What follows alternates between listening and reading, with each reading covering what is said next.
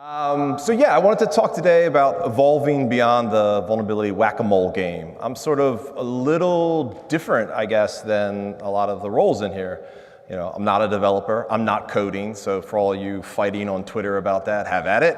But really, what we do, we're data people. We've been data people for a very, very long time, and we try to arm product managers and lots of organizations with the best data, okay? So I've been doing this for a while. Usually I look like this up here, but I learned that if you actually want some privacy in your life, you grow a beard and your hair down and people don't know the hell you are. They walk right past you. So my new friend back there, I was thinking about a new shirt, maybe like a guy with a beard and a mustache, and it says the new security through obscurity, right? I think we could make some money on that, maybe. But done a lot of things, old school OSVDB, if you've been there, so we've been trying to collect this stuff for a while, a bunch of books. I think my favorite book is the children's book that I wrote. So I meant to bring some, but if you actually want a copy of it, hit me up at some conference and I'll hook you up. So yeah, oh, here's the current picture now, great.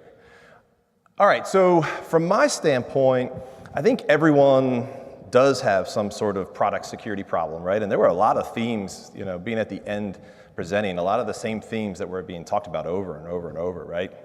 So this is my little representation of an organization in this boat sort of going around, right? We even heard the iceberg thing a few times, right? So say, look, everyone has a problem, and you know, but the problem's actually bigger than they think. And when you start to spend the time and you start to put in the grunt work to figure out what's going on and maybe what components and libraries and things that you have, right? You start to go, holy cow, this is bigger. But what I will tell you is, with all the work that we've been doing on the data side, when you really figure out what the hell's going on, right, you might need a bigger boat, if you get my Jaws reference, right? So we're gonna move past the iceberg one, right? So for me, I wholeheartedly, and you can imagine we're data guys, right? So, but everyone you talk to tries to define the problem, right? Whether you tell them you have a problem or they're trying to sell you on what you think the problem is or what they think the problem is.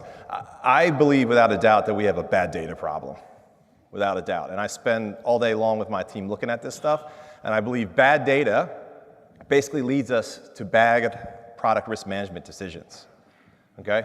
So,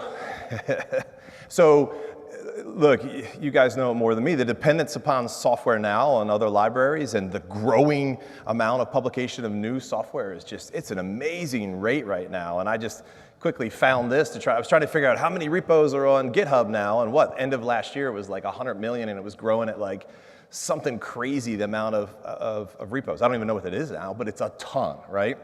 So this stuff isn't going away. We're having more and more software out there. We've heard that quite a bit. So from my standpoint, one of the things we focus on a lot is tracking vulnerabilities, right? This is what we do. So all software has vulnerabilities. Do we agree with this? Do we agree everything is vulnerable still? That was our old OSVDB logo back in the day, right? Everything is vulnerable. And I feel like we're still in that situation, right? And actually, we tracked over 22,000 unique vulnerabilities last year.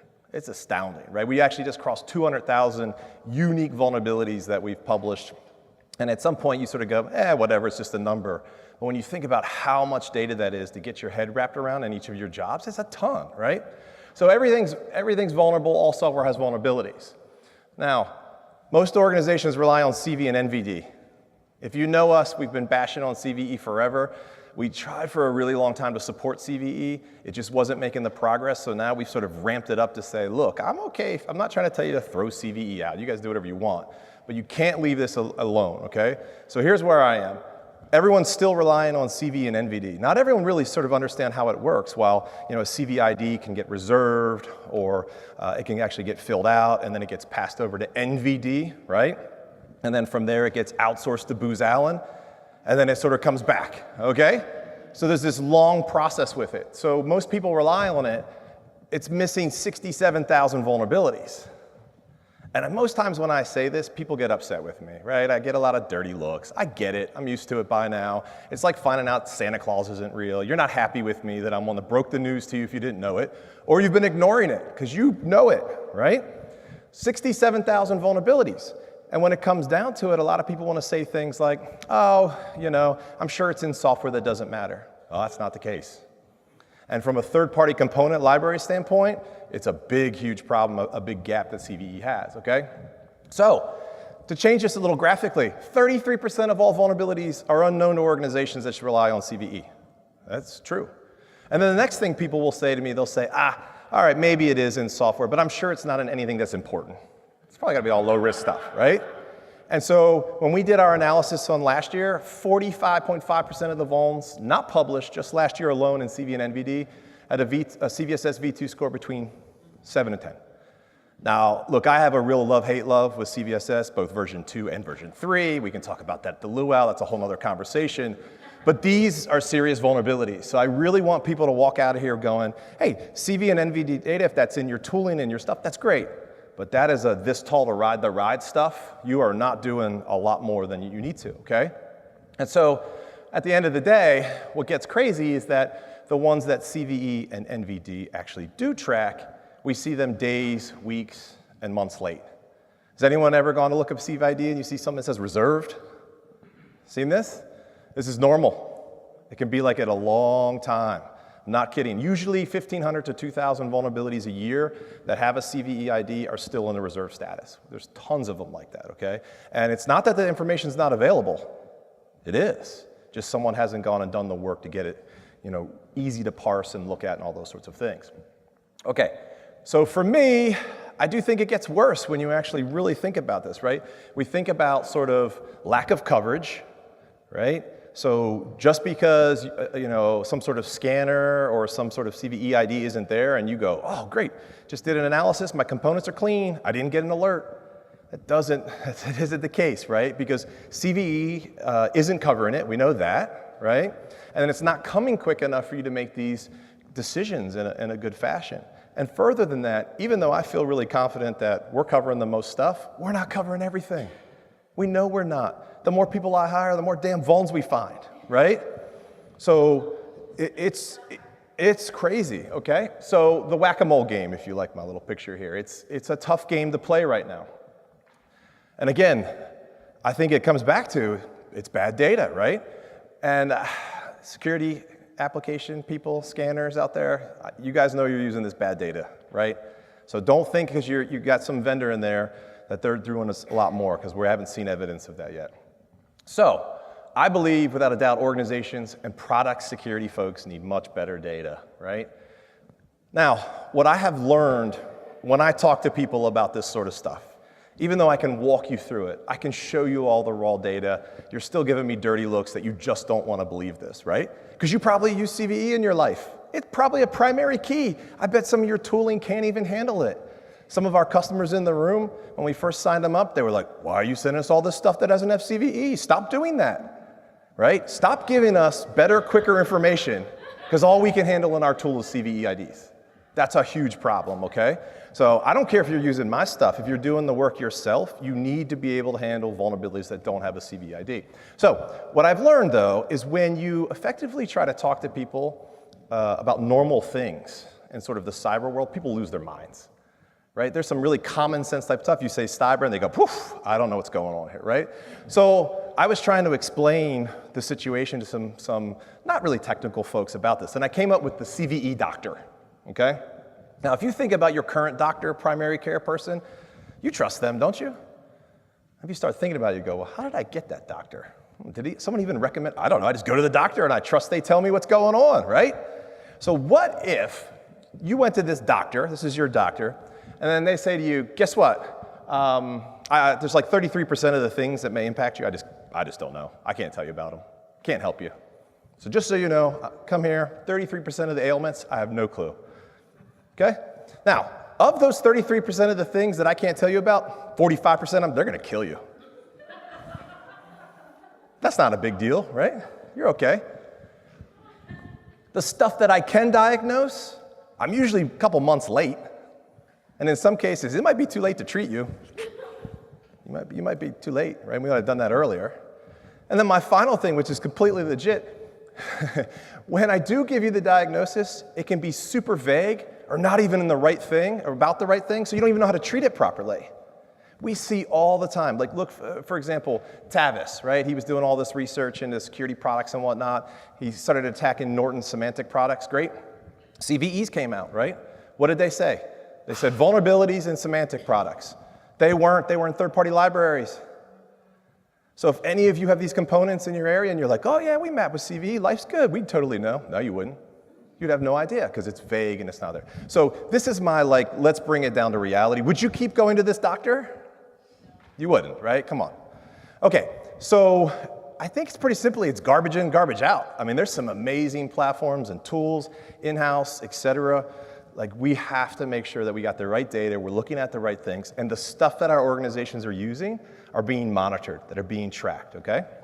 So, I believe pretty heavily, what got us here is not gonna get us there. It's pretty simple to say that. But when we step back and we say all software has vulnerabilities, do we all believe that? We all do, right? Should we believe that? Is this a stance that we think we're going to take forever? We're always going to say, tough luck, software has vulns, get over it? No. Right? Now, again, it's probably another Twitter argument I'm sure I'll get sucked into, but would this stance prevail in any other industry? Right? It would not. Would it be like, look, you can drive my car, but if you get bumped into, you might burn into flames and die. Or you that bridge, that might crash. Who knows, right? Like, so if you think about some of the stuff that we say to people in the cyber context, that we're like, no, that's just the way shit is. Like, there's vulns. What do you want us to do? If you translate that into any other sort of discipline, you start to go, ooh, I sound crazy, right? Like that, we would never put up with that, right? So I saw a lot of other debates about regulatory stuff, and I've been in the cyber insurance space for a while, so I did a lot of research into product liability of physical product, tangible product insurance and cyber insurance. And it's a horrible idea. We know it is, right? I saw a whole bunch of people, but like if we keep with this idea that like just suck it up and deal with it, there's vulns, you gotta deal with it, we're gonna get regulated in my opinion. It is going to come. So I sort of feel like if we can start shifting our mindset maybe, start thinking a little differently, prior to software liability forcing us maybe down a bad path, it feels better to me, okay? So I think if we're honest with ourselves, there are just some types of vulns and classes of vulns that just should not exist anymore, right? I'm not gonna sit up here and say, you should write code that should never have vulns. I do understand that, but there are certain types of vulnerabilities that I feel like, shame, right? Like that really is the case. So if we think about that and we can start to agree with some of that, then we sort of need to evolve, right? We need to start looking at this from a more strategic standpoint, a more problem management approach. So what if I started thinking about what are the vendors that I work with? And this may be an organization thinking about working with you guys, right? Or maybe you thinking about product managers as the library and components that are within your products, right? What are the vendors that care about the security of their products? Who cares about this stuff? Who's trying actively to reduce vulnerabilities prior to shipping to me, right? And then how do they, if unfortunately a vulnerability does make its way, how do they respond to it? What products or libraries and components cost you the most to maintain securely that you're dealing with? What products are more likely to lead to some unauthorized access or maybe even a data breach, right? Start thinking about this instead of us going back to the whack-a-mole game. So I do recognize that there are a lot of products out there, whether it's in components in your products or if it's software that's running, it's just not going anywhere, right? Like this is software that you could, even if it needed to be ripped out because it's horrible, it's probably not going anywhere. So I sort of say, let's not start fighting that battle first, right? But can we start to evaluate new software, new components without being viewed as like horrible people by the development organization, right? Can we start to say to them, hey, before you just go out and pull a whole bunch of stuff done and you did a release before we even like figured it out if it was worth you doing, can we have some better conversations? Now, I get a lot of feedback when I talk about this that people want to release and shift left and they want to just release so fast that why would we ever stop to pause about that? So where we start to go is, can we start working this way if we improve and automate maybe some decision making using metrics, using insight, right? So let's think about some of the product metrics that we could use. And I was really pleased to see Microsoft, they have some of their own inside stuff that they track, trying to look at products. We do some of the very similar things to that, but we do some bit more, right? So we look at things like code maturity, we look at vendor response time, we look at time to patch, time to exploit, we look at cost of ownership, and a heck of a lot more. And some of them you may really like and some you may hate, but the data, if you start looking at data, whether the data you have and you're collecting, you can start to get some of these metrics, right? So let's talk about code maturity for a second. So what we try to do with every vuln class and vuln that we can, and we can't do it for everything, so I'm going to put that out there. But we try to sort of rate each vulnerability from 0 to 5, right? So if it's some lame cross-site scripting or SQL injection bug that you shouldn't be embarrassed of, we'll rate it a 0 or 1.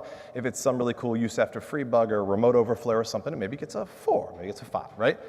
And so when we look at it, we start to say, wait a second, what does this allow us to do? Well, we can start to look at a total number of vulnerabilities for a product.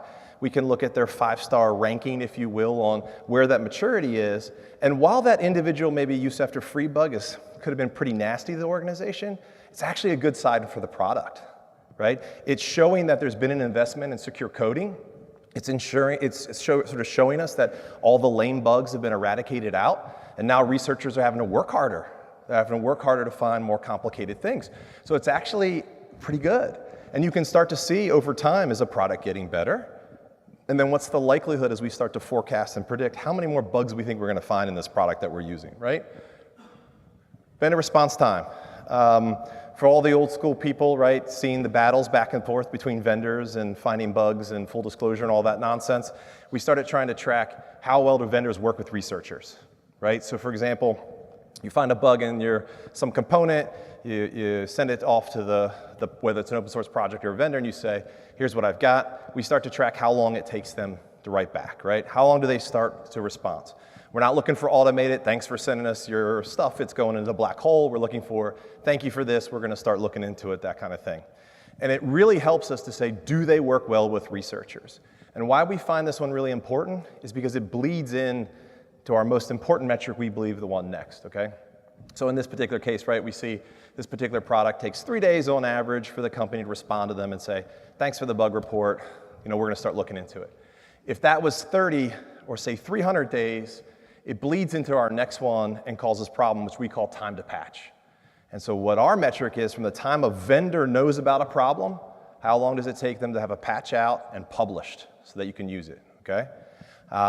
It's pretty eye-opening when you start tracking this. Now, again, I've had a lot of conversations with enterprise folks that have given me lectures about how some certain bugs can take longer, and don't get me wrong, I totally get it.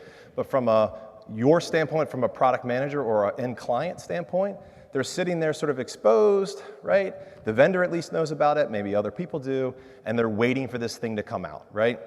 So we want to see this number as low as we can. That's our hope, okay?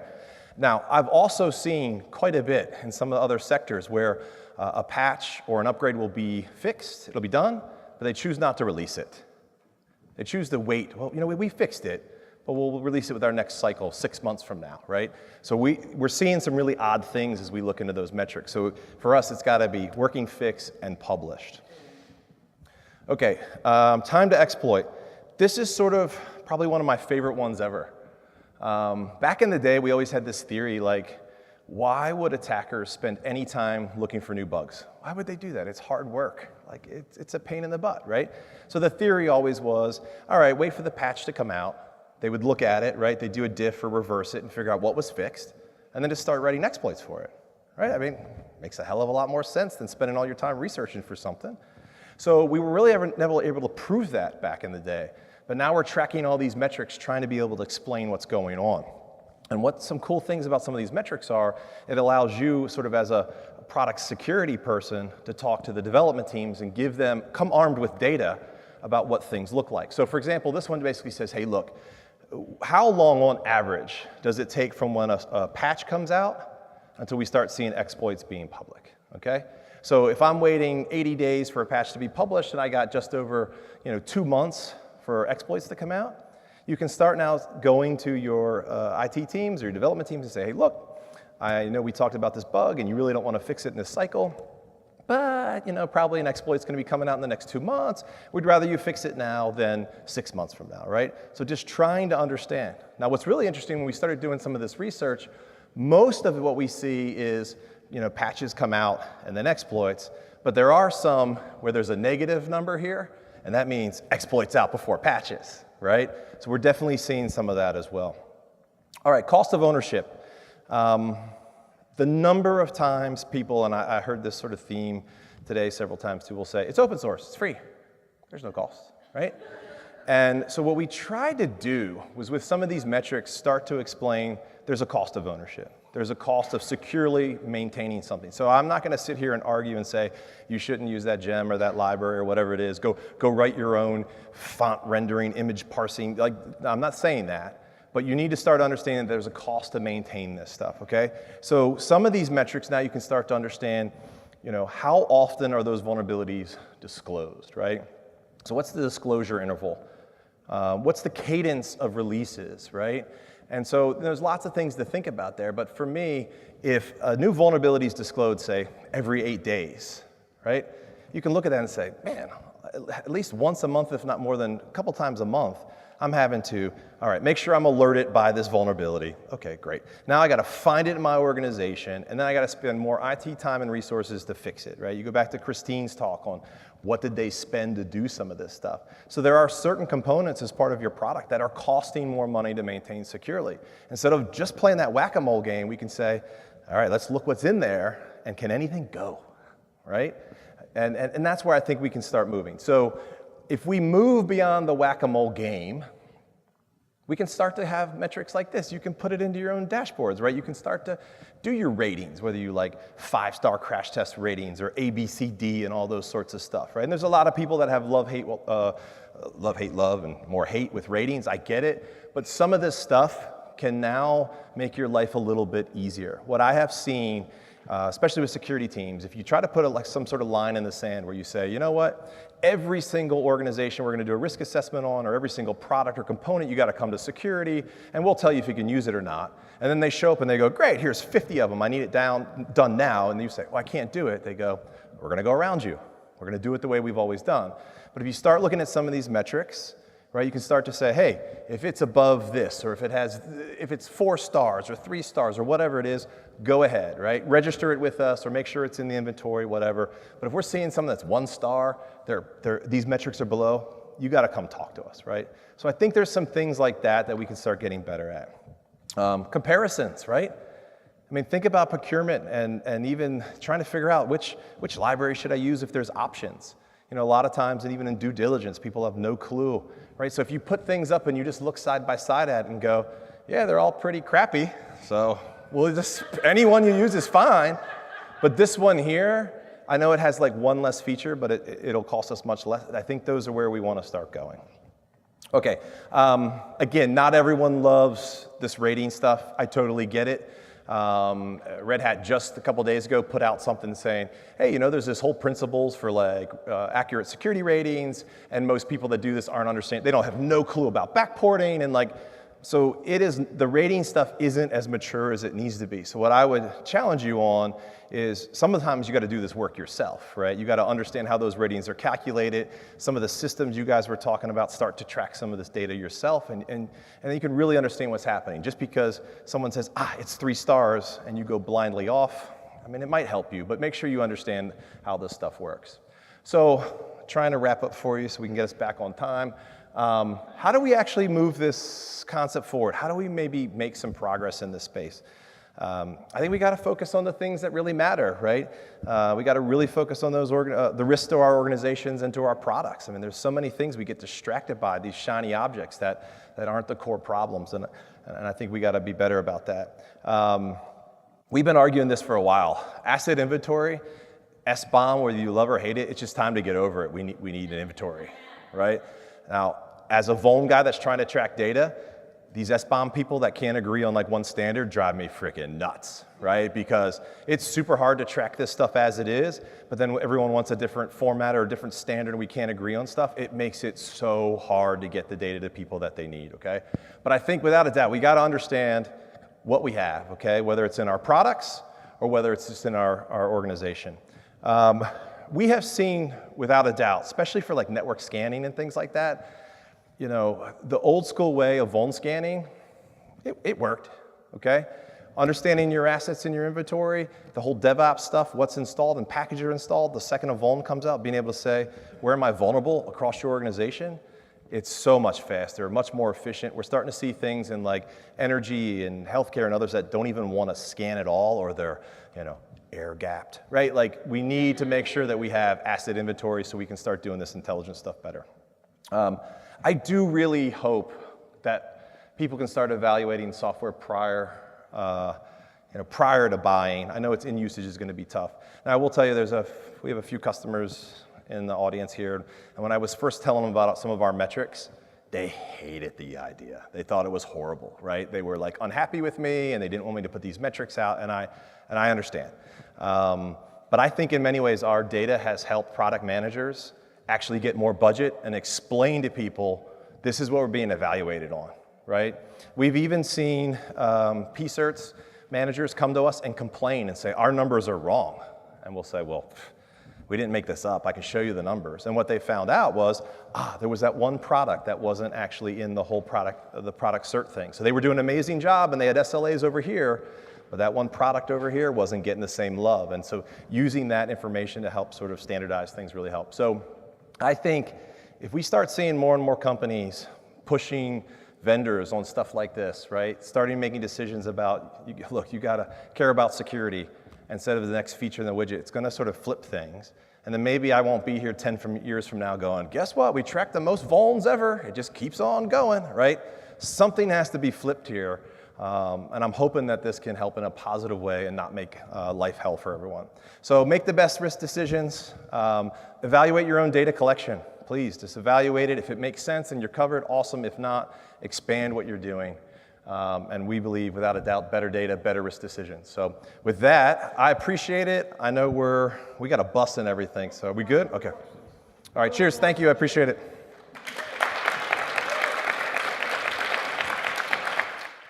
All right, so some CVE questions. And I do like, Bob, I love you, so some of these you can chime in on if you want.